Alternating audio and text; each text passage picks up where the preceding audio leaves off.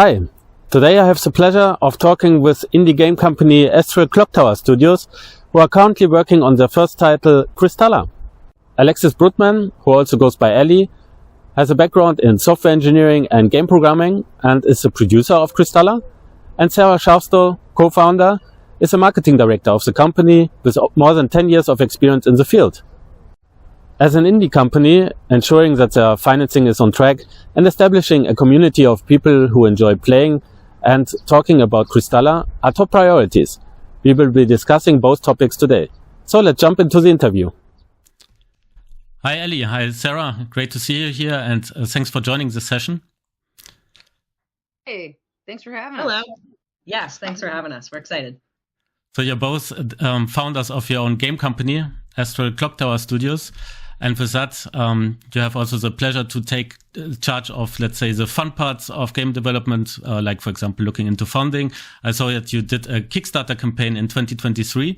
And I was interested in hearing a bit about your experience with that. So I saw that you gathered more than $100,000 there, and the Kickstarter campaign was actually really successful. And I think more than 1,500 of people backed your project already back in 2023. How was your experience with Kickstarter? I'll let you answer that, Sarah, since it was definitely your realm. Sure.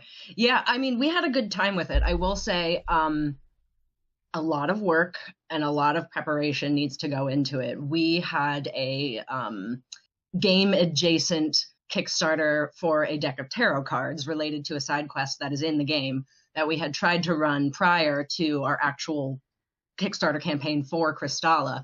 And we were not successful with that one. So in the end, like, we're grateful to have had that experience because it helped us realize that one of the key things, I think, for Kickstarters that a lot of people might not think about ahead of time is that you really have to build up that, like, during the pre-launch stage, you really have to build your audience ahead of time. So anybody that comes and clicks that button that's like, hey, I'm interested in this project kind of a thing. Because, yeah, those are the people that are going to be hype about it right away when it launches. Those are the people that are going to help spread the word. So that was a key thing, I think, as far as like struggles we ran into the first time around was making sure that we're properly getting the word out ahead of time. Beyond struggles, though, we had a blast with the Kickstarter. Like, it's a great way to engage your community. It's a great way, of course, to raise money to go towards development. But it is an undertaking, right? Like, running the campaign and successfully funding it is the first part, but then going into fulfilling and make sure that you're getting all your physical items ordered, getting all your digital rewards ready to go. And then, of course, developing the game is the big part. But yeah, I don't know if you have any like specific questions about it, but it definitely beneficial and helpful, both from a like marketing, community building standpoint, and certainly the funding standpoint. But a lot of work and struggles and challenges just to kind of get there. Yeah, I think I was interested a bit into if you have tips and tricks, let's say, that you could recommend other indie developers. And you mentioned just one that you need to build an audience already a bit before the Kickstarter launches, right? So that you have already a couple of people at least looking at what you're doing and not just throw it in and fingers crossed that somebody finds it, right? So I guess that would never work. It'd be like winning the lottery, because there's a lot of like pre-work to be done to make sure that people are going to pay attention to it. That's something that we weren't as certain about with the first one that we tried, which we literally did as a practice. We wanted to make sure that when we were ready to do it for the game, that we knew what we were doing and we could learn from our mistakes. So one of the mistakes we made the first time was that we didn't do like a mass like kind of outreach campaign. So like it was really beneficial to go and reach out to all of our followers and say, hey, we're doing a Kickstarter. Will you like pre-sign up to get, a notice about it? And I think that helped us a lot. And then also, in general, like you said, building an audience, I would recommend doing social media marketing at least a solid year before you're ready to do a Kickstarter, if you can do it. Okay, that's good to know. I think there are many indie developers looking into that, but that's good advice already. But generally speaking, it was a good experience for you then after this Kickstarter campaign, right? Yeah, Totally. And, Yeah, I think it definitely brought us closer to some of those like diehard fans that really want to see Kristala come to life. I mean, they're giving us their hard-earned money, before the product is fully finished. We had a demo, of course, and lots of plans laid out before we ran the campaign. But yeah, it's just really nice for like our motivation, I think, as a development team, to see the community get excited and to want some of the in-game rewards, and to team up with us to create an NPC and a quest line or a special weapon, or some of the special rewards we had available, which is really fun. Exactly, that you just mentioned basically two of the advantages. That I would also see that you can build a community because people already basically buy your game, they trust in your game already, and it's very likely that they will also continue following basically what you're doing then once you've signed up basically for that, right? And that you can sometimes create like your own weapons, like mini boss, that you can be bit part of the game, right? In that sense, that you can have your influence on a specific item, for example, right? Yeah. It's often only possible with Kickstarter, at least from what I've seen, right? Yeah, Totally. That's the only way so far, anyway.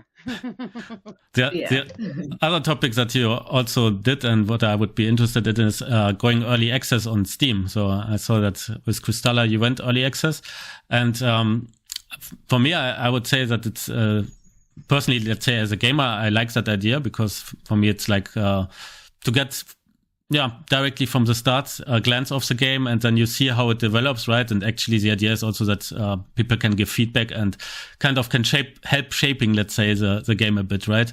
How was your experiences going early access on Steam?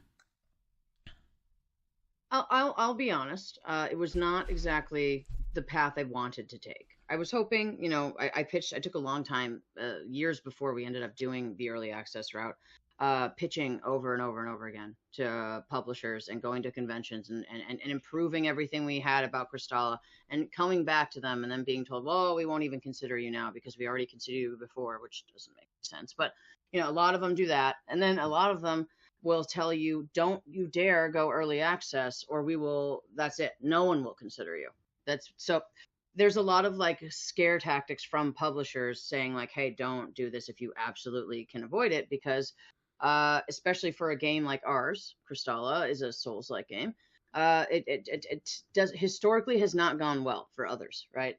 So that was why when when we were developing the game, we always knew at the very beginning of our ideas that there was a chance that this was the path we would end up having to take. Because I mean, the games industry is a lot about who you know. Like if you start out in a AAA studio, or a couple of them first before starting an indie studio, you're going to have a much better chance of finding a publisher, because one, they think that you're a better dev for some reason, but two, they also you tend to know people, so it helps. The connections are really important. And we came in as noobs and we didn't have any of those connections, so it didn't but we spent years trying to get Kristala to a place where it didn't matter, but it always mattered. So when it came down to it, we were thankful we had made a plan to do the system in Kristala where it's like 6 clans and 6 world biomes, and so that you could, basically build it out in chapters, which is what we have done. We release chapter by chapter. Like the big drops are a new chapter drop. And I would say if you're going to release a game like this that way, that's a pretty decent approach for early access. With that said, part of the reason why you're warned against early access is, one, like the publishers say, they won't consider you anymore. About half of investors won't consider you anymore. Two, is that I think that AAAs and AAs at this point have kind of blurred what early access really is. So they do this thing where they say the game's early access, pay $20 more and you'll get to play it 3 days early.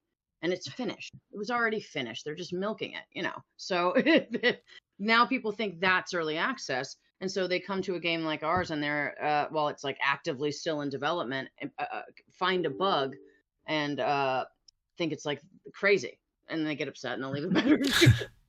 And it happens more than I would like. Or, they'll play it and then something pops up that wasn't there before and they get upset, And so I think the problem is that there's not like a clear definition, despite it doesn't matter how many times you say it. or announce it like, hey, this game's in development.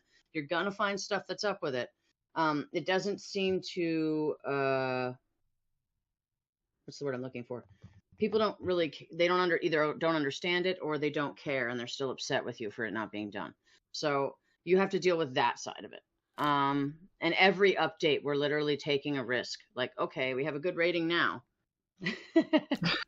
But if we release this update and there's literally like one too many things still wrong with it, that will change. And then because Steam determines how many people they'll show you to based on your rating, so even just a drop down from very positive to mostly positive will literally cut your sales in half. So people don't realize the power they have with their reviews, especially for smaller games where it's like 1 or 2 reviews can change this. Yeah, suddenly you're not making any money. So it's what's the word I would say? It's an adventure, I guess. It's unpredictable adventure. I definitely am glad that it is there as an option, because we wouldn't exist if it wasn't. We wouldn't be here anymore. The money we've made so far from it has kept us afloat much longer than we would have lasted otherwise. So I definitely recommend it in that sense, but you got to be, brace yourself and do your best to be as informative as possible with the people buying your game, because, if you're not, they just don't understand. Since you mentioned bug before, what about the QA part? Is it more complicated if you basically go early access and push more releases than if you do a full game development cycle and then release once and afterwards fix bugs? Then QAing is more difficult, I guess, right? Oh, yeah. A lot of things are. Optimization, because we want to constantly optimize the game to play well in its active state, while we're also continuously trying to add more content to it. So we'll do we'll update, and sometimes the optimization won't be as on point as it was in an update before that, but that's because there's a lot of stuff to be considered in that process, and we're constantly building this new world we're trying to deliver. So there's that. QA is harder because, like you said, there's constantly things being added. Localization is a little bit easier, I would say, I guess, just because of the format we've gone with. But if for other people it may not be, because if dialogue is constantly changing, why bother localizing until the very end? So you wouldn't want to. We're doing, because of the structure of our chapter releases, that's why it's allowed us to do some localization. And the other thing that can be tough is what was I going to say? I had something on my tip of my tongue and then I forgot it because I got lost in localization. I would say, just really quick, one of the struggles too has been that there are a lot of people who have wishlisted Kristala and are really interested in Kristala, but they see early access and they say, oh, I'll wait to buy until it's done.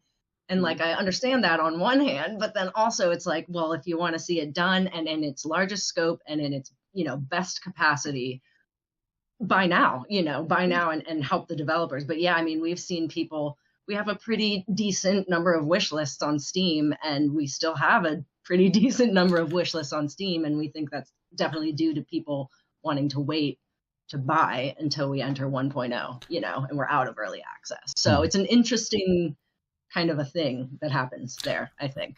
So actually one of the interesting parts with early access could be that you stay relevant for a longer time, because I sometimes have the feeling that if you release, even if it's a AAA game, there's a certain hype until the release date, and then a few days later, nobody talks about it afterwards, right? So it's basically done. Either it was a success or not, but 1 week later, nobody cares, is my feeling sometimes. And with early access, since you're pushing out constantly content, people who are interested have constantly something to look for, right? So I thought at least that could be a good thing in that sense. But yes, you need to get the people then also to buy it, obviously. So I thought that not so many people would actually wait then until it's finished. Totally. Yeah, and I think sorry, go ahead, Allie. No, I just said he makes a good point. Yes. Well, and I think what's nice is like the people who are buying are like really about Kristala. Like they're really engaged in it. They really, really are like scouring to help us report bugs. We have a bug reporting tool right inside the game menu. So you can help us find issues. And of course, like you were talking about earlier when this first came up, Ben, was giving us feedback and being an active part of that like development process. So Like, we might not have as many people on that wish list buying right now while we're in early access, but we have a lot of like very dedicated and excited players who are like, you know, I can tell that they're like loyalists and they're going to be here through Kristala, Kristala 2, Kristala's prequel, and beyond, you know, anything else that we develop. So that's a really cool part about it, is, you know, forging those like very strong connections with players. Community building is also part of the early access experience in a bit. Totally. Absolutely. Any gaming experience, I would say, on that front, just the community, you know, they're the ones that are going to talk about it and share. So. Well, that was pretty interesting already around early access. So I didn't even think about the naming problem, basically, that people expect and that it's just getting the game 5 days earlier, basically. That maybe that they need to put in another name then to make that clear. I know. I wish they would use a different term for it, because it's been quite injurious, I would say, to smaller indie devs, because people are definitely way more confused about what early access is, and they get, you know, it's just blurring. It's getting everyone confused. It's blurring the lines between what's what. Sucks. Maybe as another question, how's well, you're sharing your roadmap actually on your website regularly with updates. What's the current status of Kristala and what's still coming? Okay, so we just recently dropped an update April 1st that included a couple of new bosses, and we patched a couple times after that to, you know, fix up bugs and stuff that the community found. And from here, we will probably make an announcement soon, because that we can't quite do yet, because we recently acquired an investor, and that's going to allow us to do a bit more development with a bit more time, but we're not, it'll change the timeline, but we're not entirely sure how yet. So when we are fully aware of that, we will make a big announcement, but it's not going to make it take, you know, any significant time longer or anything. It's just a matter of what it'll include in the end and exactly when. And it just changes when we do our next updates and what that may include. So the next one that was on our list is Tundar. It's Chapter 3, and that's still the next thing planned, but it may include something bigger that we'll announce. So now I will update from time to time the website to see if there are news already on the roadmap. And yeah, I wish you best of luck, obviously, for sounds like great news, and looking forward to see the next steps of Kristala. And thanks also for sharing your experience with Kickstarter and Early Access today. Sure thing. Of course. Yeah, thanks for having us. I wish any indie studio watching this luck on their journey down that path. So indie developers out there, you've got some news today, or some experience. Yeah. And on that note, mad props to solo devs. I don't know how you do it all, and it's amazing. For real. That's great. Yeah. Thanks, Allie. Thanks, Sarah.